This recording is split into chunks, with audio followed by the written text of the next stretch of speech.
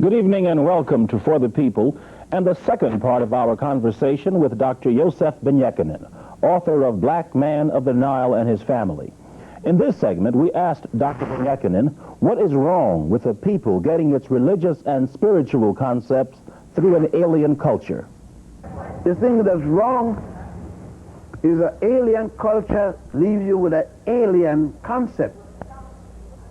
The word itself said alien. And when you are alienated from your source, itself tells you cannot get back to self. You are alienated from this source. I can never find a woman that's better than my mother. If she was a prostitute, she is still my mother. I can't get away from my mother, don't care how I try. Nobody else gonna birth me. Other people can treat me good, but they can't birth me again. Then, okay. So, I have to go back if my mother behaved bad. She was a house of prostitution, and look for my grandmother to see if she too, 10 to 1, I gotta find somebody in that line who wasn't a prostitute. To know what deep, great source I came from. But in this case, my mama isn't a prostitute. She is a queen. She is a goddess. She is heaven. She is the black woman who had been raped, seduced, everything bad. With her beauty, she came from the Nile. Moving along, when did the first Greeks come to Egypt and under what circumstances? Well, the first writer told us he came here, and that was Homer, and that was 831. Others, such as the first so-called philosopher Thales, and he was in 643 BC. He said he came here to school. So the first one to mention was the first ones to come. From Thales, the so-called first philosopher, down to Socrates, and we only know Socrates through Plato. Plato told us there was a man named Socrates. We don't have any writings by Socrates. Only Plato, who said Socrates taught these things. Now, that's called the pre-Socratian philosophers, and then you got the post-Socratian philosophers. That's from Socrates to Aristotle, and all of them, Plato spending 11 years here, Aristotle spending about 11 to 15. And this is around what period? Oh, this brings us from 545, bring us down to Plato, and Aristotle would be with Alexander II, the son of Philip of Macedonia, will bring us to Alexander died in 312, and he came in 330. He died in 327. Came in 332. Socrates about 312. Now let me get you to get Alexander right. All of these names I know. When did Alexander come down again? In 332, before the Common Era. He came headed in the Macedonian Greeks, who, along with the Egyptians, defeated the Persians. The Persians had come in here in 525 under the leadership of Cambyses. And Cambyses was replaced by another Persian called Darius the First. And then the Egyptians, Africans, and the Greeks got together, because the Greeks by that time, the Greeks aren't heterogeneous people, all white with golden hair and everything else. The Greeks are a mixture of people, included jet black Greeks. And I have pictures. I think the best book you could see in America, for those who don't know, is a professor from Howard University, Dr. Snowden, Frank W. Snowden, and the book is called The Blacks in Antiquity, A Greco-Roman Experience, published by the Belknap Press, Harvard University, around the 1970s. And you will say Greeks and Romans looking. I mean, I am white by comparison to them. So you see, all of this need to be told. The Greeks and Romans, many of whom the educators were like myself. Right across there, one of the greatest Greek general, the African, is called Agamemnon. He's over there. They're talking about Akhenaten's father. They hold the word Akhenaten and call him Agamemnon. But in fact, he was Amenhotep III. And we got many, many more. Roman emperors, Greek ambassadors and leaders. So the most well-known Greeks came to get their education right here. The earliest ones came right up the street, right? To learn, in this case, down the street. To learn under African priests. African priests, African educators. How would you describe this education in the ancient world in Egypt? Oh, well, and then none of the Greek graduated. You know, it took 40 years to train a student. You went in at age 7. Jesus didn't complete his education because he died at 33, and you need to enter at 7, and you came out at 47. Now, let me ask you about that, because you said earlier that, or you implied or said that some of this biblical stuff, okay, is myth. Yeah.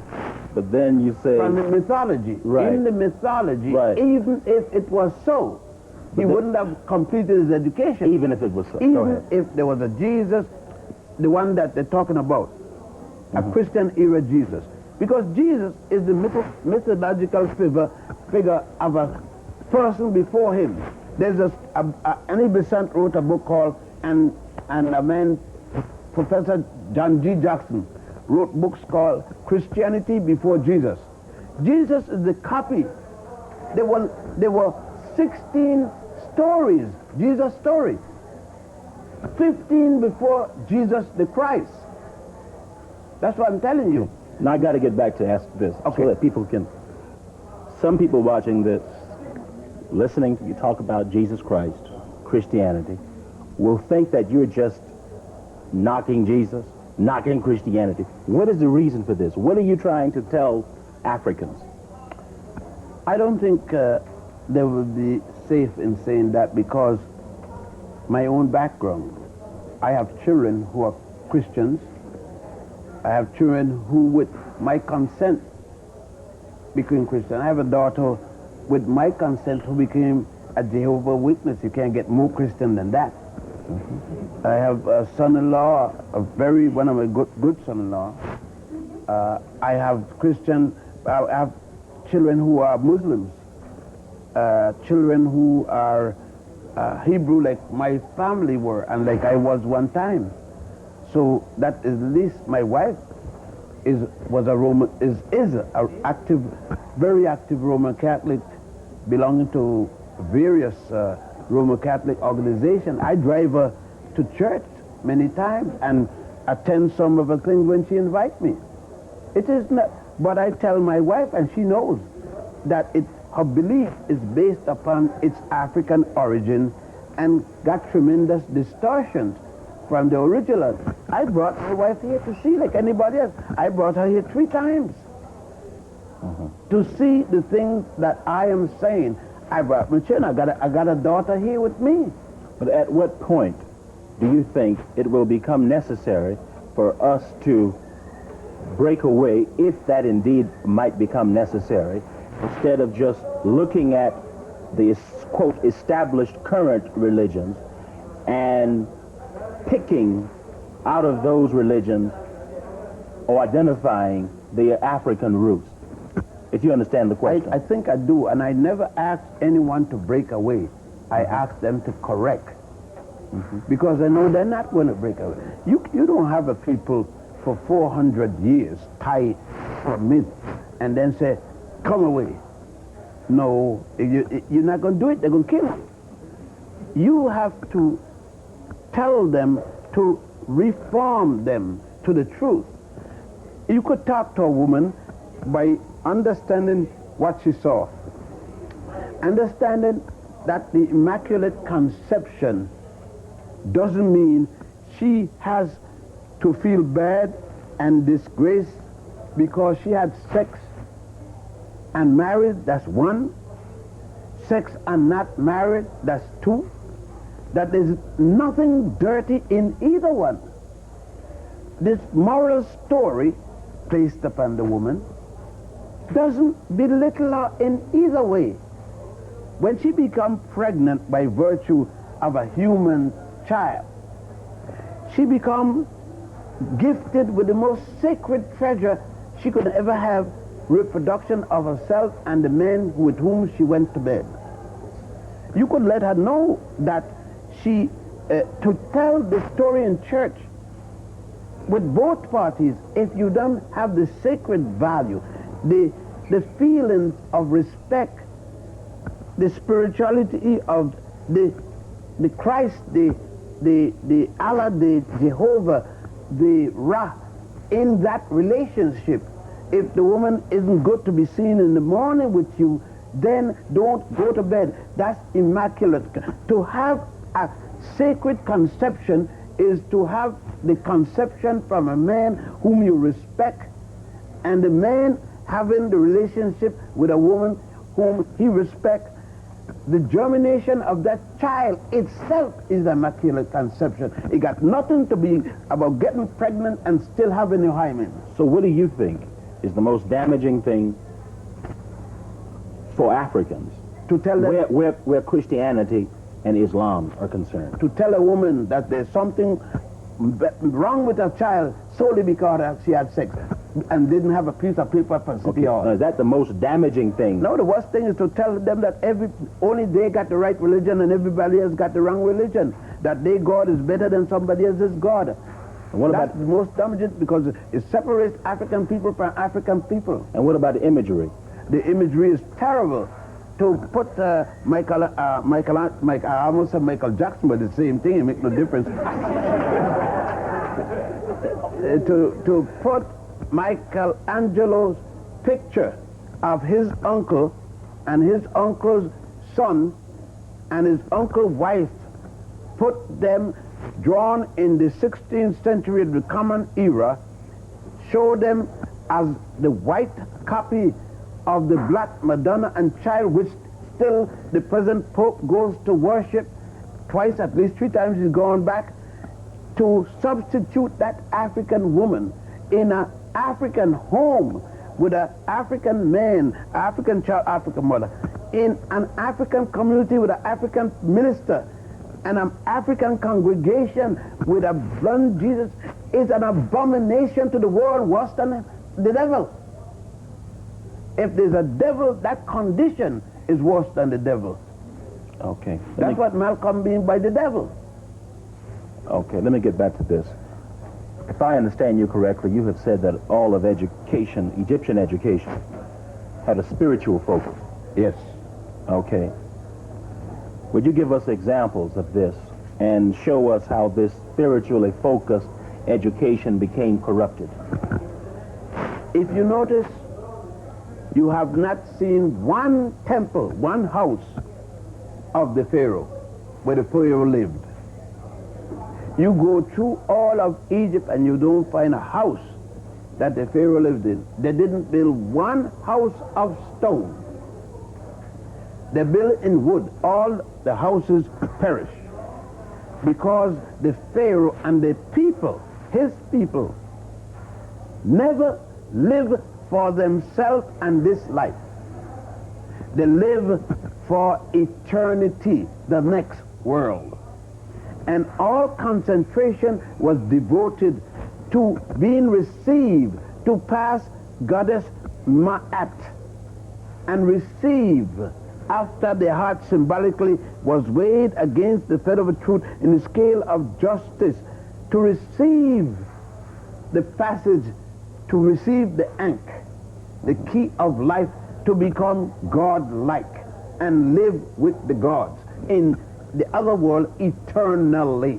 That was the drive of the entire nation, to have spiritual purity to live into another world forever and ever and ever. All we are going to see, the tombs, the temples, the mortuaries, is based upon eternal Now, life. some people would say that that sounds a lot like how black people in America, Africans in America live That's how they for the think. afterlife. That's how they think. They don't Okay. live that way. Uh-huh. We used to live that way once, but they have driven us from living, but they haven't driven the thought still out. Okay. And that's why we flock to churches. That's why when we convert from Christianity, we still get tied in another man's religion. We go to Islam. Or we convert from Judaism. We can't go away because we are a spiritual people. And we are people of soul. That's why I hate the term soul food. Soul got nothing to do with food. Okay? But we corrupt, allow the European to let us, he corrupt our language. Good food. Sylvia cooked African food, not soul food. Okay. Gladys in Chicago cooked African food. And that woman you carried me to South Carolina, he cooked them cornbread, cooked African food. Soul is that thing within me which other people want to get. So how did this spiritually focused education in ancient Egypt get corrupted? It got Examples. corrupted when we allow others to come in and the priests start taking money. When the priest start taking money, he was for sale. And then what he was doing, Taking money from whom? the people, taking money from the state, the king, the pharaoh, then the pharaoh could come in the temple and do what he desired. You see it in Harlem, you see it in Bedford-Stuyvesant, you see it in Detroit, you see it in Columbia. Because the African minister is paid a certain amount, and it's his money that's important. He who once joined with the people to fight the system, such as the Reverend Natona and Denmark Vesey. How many Natonas and Denmark Vesey we got now? We got nothing but the Reverend Chicken Eater. That's it. Because he's paid, and he aligns himself with the state. And he starts the service. God bless the army. God bless the president. How could God bless Reagan in relation to African people? God bless the Senate. God bless the Supreme Court. How could any God in his right mind bless the Supreme Court? But this guy, the head of it, admitted that he took people's money before he became the judge. You see what I mean? Man, if it's spiritual, the African ministry will condemn a system that enslaved their people. Okay, but what were some of the specific teachings that were corrupted? Well, for instance, I could think of, let us call the basic one. Let's take the so-called Ten Commandments and start with there. I think we could go back in the Justice Department. And You mentioned something about the Pythagorean theorem and stuff like that. The symbol itself, justice. When you go to the Supreme Court for justice and look at the symbol, there is there's a European woman blindfolded with a sword. First place, that's not the way you show a woman, but all right. This kind of woman, I wouldn't try to ask her a question at all, because she would chop the head of me. Then she got a scale, one part of the scale up, the next part down. You know there can't be no justice in that. You get just this, what she show you. Either she, and if she hold it, she gonna be on top of you below. There ain't gonna be no justice.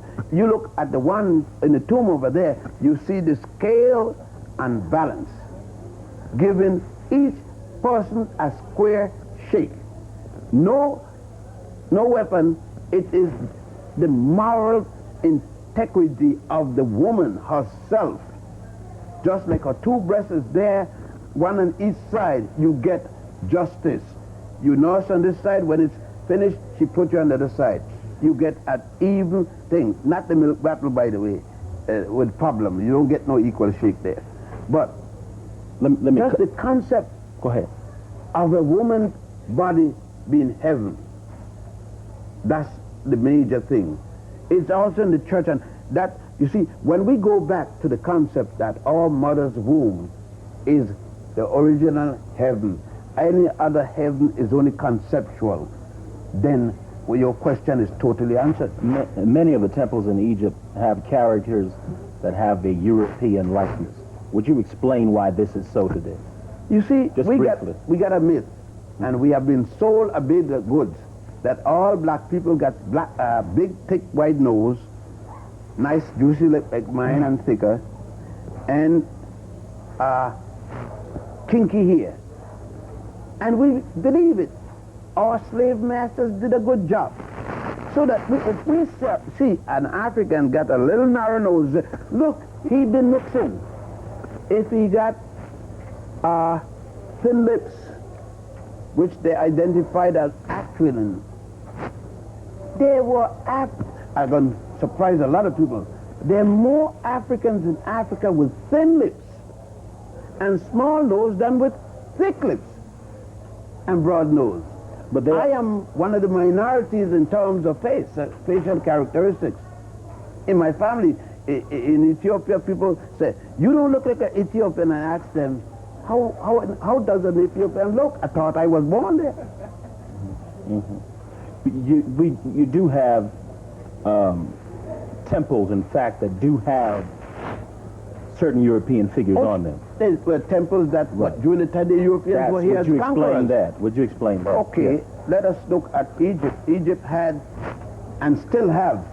I'm going to look at Egypt now. You seldom see me unless you go to the south. When you get to Alexandria, you see me here and there. When you get to Cairo, you see me there, and here. When you get to Luxor, you see me here. But when you get to Aswan, you see me. Because as you go north, where the armies crossed before there was such a thing as the Suez Canal, that thing called the Sinai Peninsula was an old land bridge for armies. The conquerors came in from the time with the Hyksos, the first foreign invader. The Hyksos in 1675 came under the leadership of Salatis. Then they were driven out by the African. As a matter of fact, the first to drive him out was in the 17th dynasty was Amus. Amus was followed by his son Thutmose. Then Thutmose was followed by Thutmose the first by his daughter Hatshepsut, and it was completed by her son Thutmose the third. Then a new group invaded the Assyrians. The Assyrian invaded under the leadership of Ashurbanipal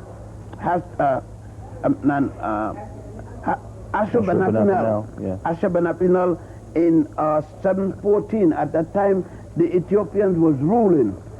They were repulsed, and then came the Persians. The Persians came with Cambyses in 525, replaced by Darius I, and then they was repulsed with a joint army between the Greeks and the Egyptians. And then the Greeks came fighting with the Egyptian against the Persian and decided they're not going because the Egyptian was so weak, and so Alexander remained. You get the impression that Alexander was such a great fighter. He didn't come here fighting. He came here to see the oracle of Yachannan, and the oracle of Yachannan refused to see him. Now, the Romans came in 47 with Julius Caesar, and why did he come to Egypt? Who? Julius? Alexander. To see the oracle of Yachannan. For what? I mean, for what? To get intelligence. He wanted to ask the oracle how long will he rule and will he conquer the world. And the oracle said he didn't want to see no stupid little boy and to talk. He had none to talk to him. It is impertinent little boy. This was the African talking to this African sending thinker, a word. The African master thinker. It was African master thinker, and the African master thinker, he was ignoble, stupid. That's what the word meant, ignoble. Okay. And so come the Romans, and the Romans were replaced by the group when the entrance of Christianity coming, and then come Byzantine, and then come the Christian era. The Romans are forced out, and come the Arabs, the Arab Muslims, and they come in 638 of the Common Era, equivalent to 18 years after Islam was started, 18 years after the Hijrah, that when Muhammad ran from Mecca and started the Islamic religion at the oasis of Yathrib, that historical document. And they came in wafts and all over North Africa and Northeast Africa. Let me cut you right there, because I got to get this question in. You have been in the wilderness of ancient African history for about 40 years or so. What were your high points and what were your low points, sad moments? And well, my moments? high point was, I had many. I thought the high point was at Aswan during the 8th of December to the 10th of December, and then the high point got higher yesterday in Daboud. Okay, we've already talked about that. I'm going to be very crude and cut you off. The low point was coming here the first time in 39 when the British was here. How does the knowledge of African history, how has it affected the psyche of Dr. Ben?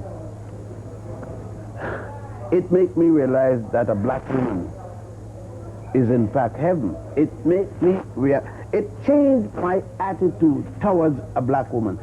My behavior towards a black woman is based upon coming here. Now, why is that so central, that behavior toward the black woman? Man, that's my life. That's the origin of me. The black woman is Africa. Africa opened her womb for her people. And through the black woman, she represents Africa, putting out African people into this world.